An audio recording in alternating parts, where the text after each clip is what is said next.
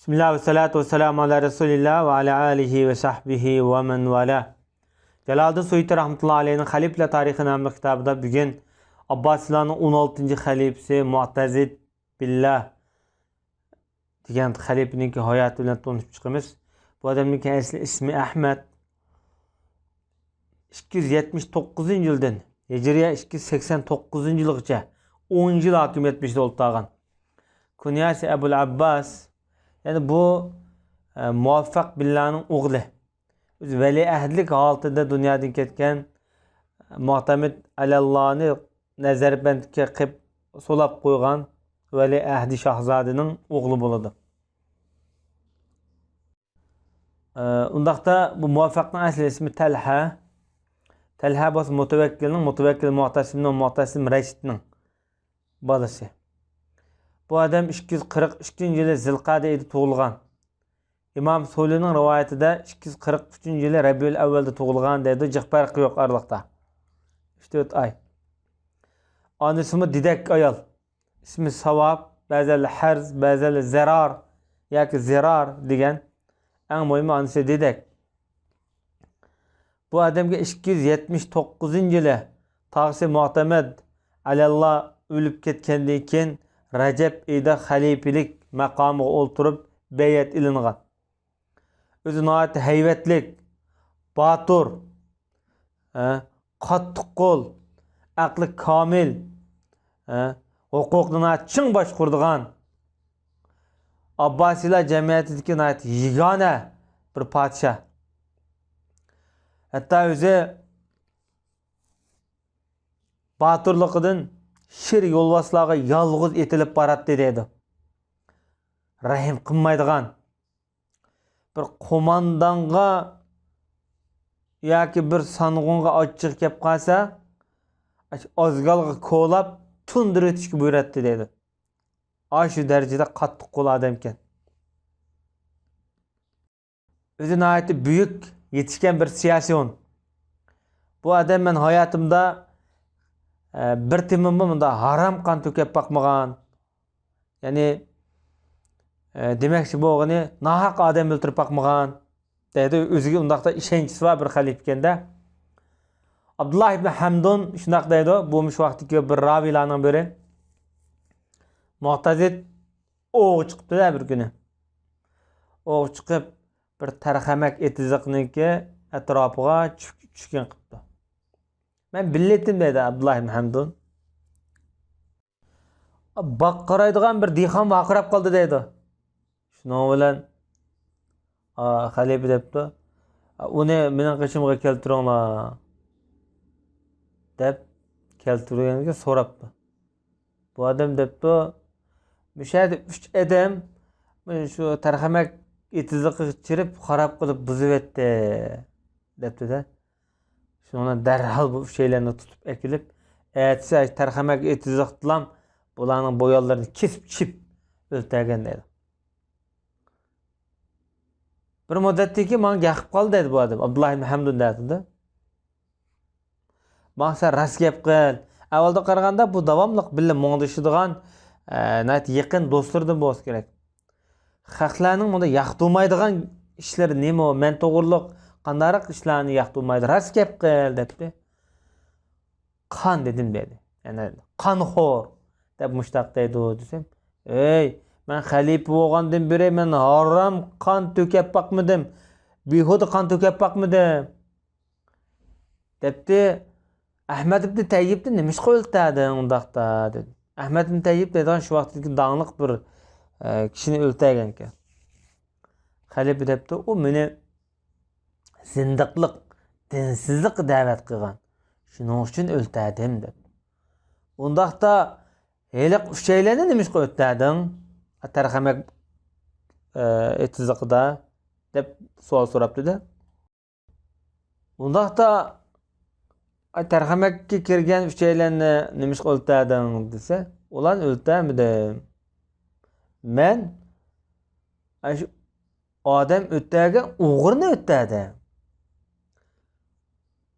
Yani ular şu deb o'ylab qoldim dedi. Bu demakchi bo'lg'ini shu orliqda bir odam o'tirib qochgan bir o'g'irning voqeasi bo'lgan ekan. Shu orliqlarda bir delo yuz bergan ekan. Shu topolmay turgan mezgilda bo'lsa kerak.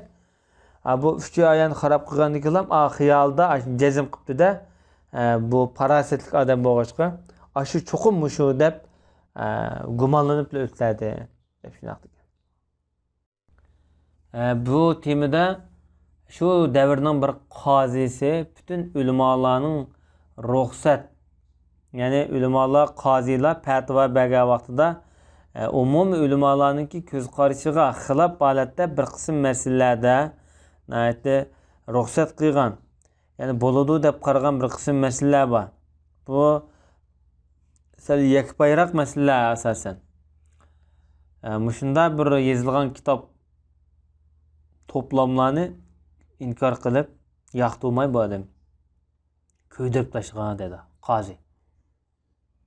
İsmail ibn Qozi shunaqa deydi: Mu'tazid xalifining huzuriga kirsam, atrofida nati chiroyli qomlashgan kichik rimliq yigitlar turibdi deydi. Bularning hammasi hamda qullarda shu vaqtda. Ular shunda ko'zim tushib qarab qoldim.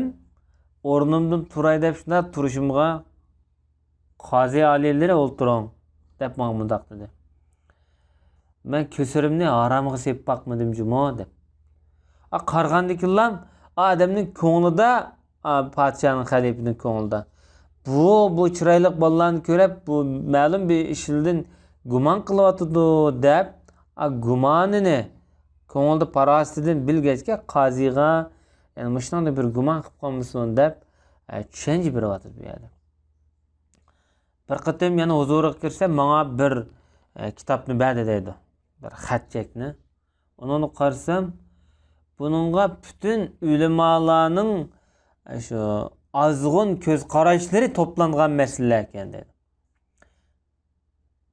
Dedim men, buni yozgan odam cho'qim zindiq dedim. Undaqda bu kitobdagi yozilgan narsalarning hammasi tuhmatmi, uydurmami desam, deb so'rabdi podshoh. Bu odam debdiki qozi, yo'q, unday emas, uydurma emas. Lekin aroqni durust yoki mas qiladigan narsalarni durust deb qaragan odam mut'ani, vaqtlik nikohni durust emas debdi. Ammo vaqtlik nikohni durust deganlar naqshi muzikani harom debdi. Her qanday ulamo bo'ladigan u ulamoning cho'qim ma'lum dardida bir xatolik bo'ladi. Endi kim bu ulamoning xatoligini tutib olsa, bu dini yo'qaydi bu odamning. Bu dinni elib bag'il bo'lmaydi mukammal. Shuni bilan bu kitobni ko'ydirib tashlagan deb shunaqa debdi. Demak bu kitobdagi masalalarniki hammasi bütün ulamolarning mudoligi, ijtihod masalasida, ko'z qarashlarida durust deb qaragan masalalarda shu osonlashtirilgan, qulaylashtirilgan fatvo masalalari to'plangan kitobga shuni ko'ydirib o'tgan dedi. Endi Mu'tazid o'zine ait kuchli, mardona, o'zine ait erkek odam bo'lib, nurg'un urushlarda o'ziga ortiqchiligi namoyon bo'lgan shaxs. Bu ishlarni nihoyat yaxshi boshqargan xilofatni. Kishilar bu odamdan aymingan, o'zimi nihoyat boshqalarning da aymendigidek siyosat elib borgan odamda, shuning uchun nihoyat qo'rqdi deydi fuqarolar. Buning davrida fitna fasod bo'lmagan davlatda. Haybati nihoyat kuchli bo'lg'achqa. Asosan bu odamniki zamoni nihoyat bayashat, amin, ittifoq, xotirjam bir davr. Bu odam shu vaqtdagi boj, siliqni amaldan qoldirgan, adolatni barpo qilgan, fuqarolardan zulmni ko'tarib o'tgan. Bu odamni ikkinchi Saffah deb ataydik. Chunki bu Abbasiylar jamiyatining podshohlik, xilofat, xalifilik maqomini yengilab qaytadan bu tikilgan odam. Saffah al-avval Abbasiylar davlatida birinchi qatim qurgan birinchi xalifa.